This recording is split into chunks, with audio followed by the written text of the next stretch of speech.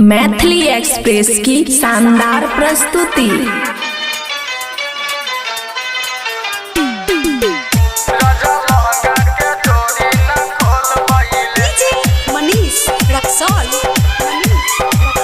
खुशी recording studio बलुआहा।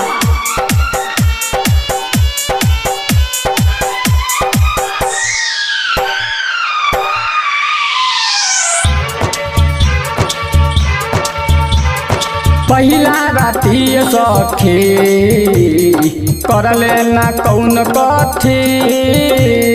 पहिला राती सखी करले ना कौन कथी। डटी के हमसे ना बोल पहिले, डटी के हमसे ना बोल पहिले।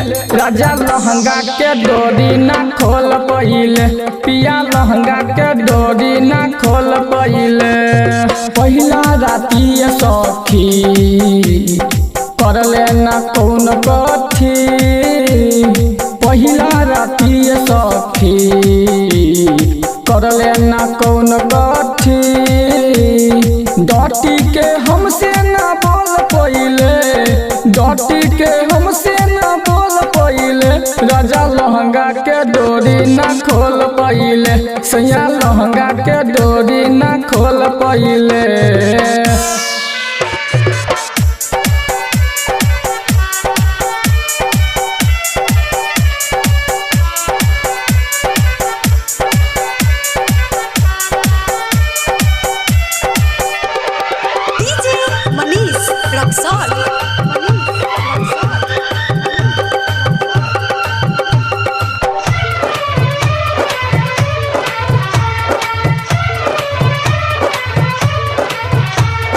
हमर सूरतिया मदहोश बा, देखी के पियावा बेहोश बा।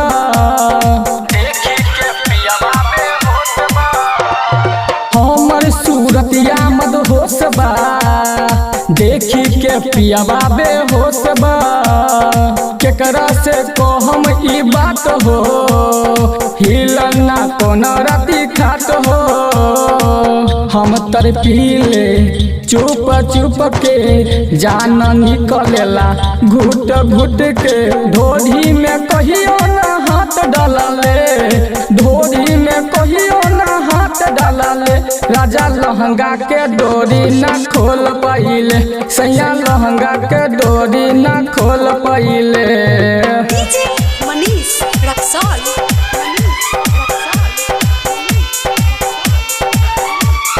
खुशी रिकॉर्डिंग स्टूडियो बलुआहा।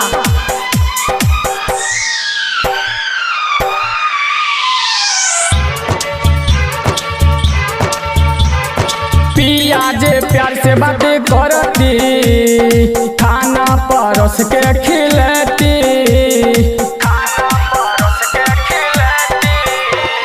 पिया जे प्यार से बातें करती, खाना परोस के खिलती। चुई जब ओकरा पसेना, अचरा के बेना डलैती। हम चिखैती थोड़ा थोड़ा सब दे देती। हम तो ओकरा हंसी के पियवा खसक गईले, हंसी के पियवा खसक गईले। सैया लहंगा के डोरी ना खोल पाइले, राजा लहंगा के डोरी ना खोल पाइले।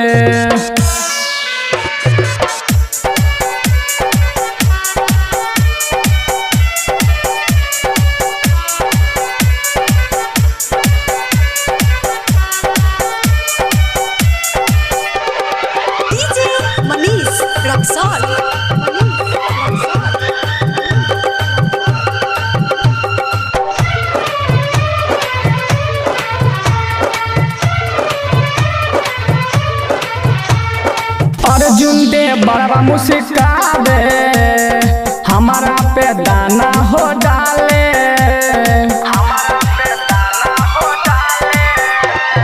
अर्जुन दे बड़ा मुस्कावे, हमारा पे दाना हो डाले।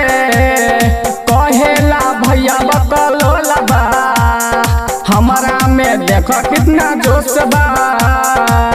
कुछो कर देला घर चाहे आंगन में हमसे बतिया बेला सैया के सामने में यारबा सुधीर बेंगलोर गईले यारबा सुधीर बेंगलोर गईले सैया लहंगा के डोरी ना खोल पइले राजा लहंगा के डोरी ना खोल पइले। खुशी रिकॉर्डिंग स्टूडियो बलुआहा।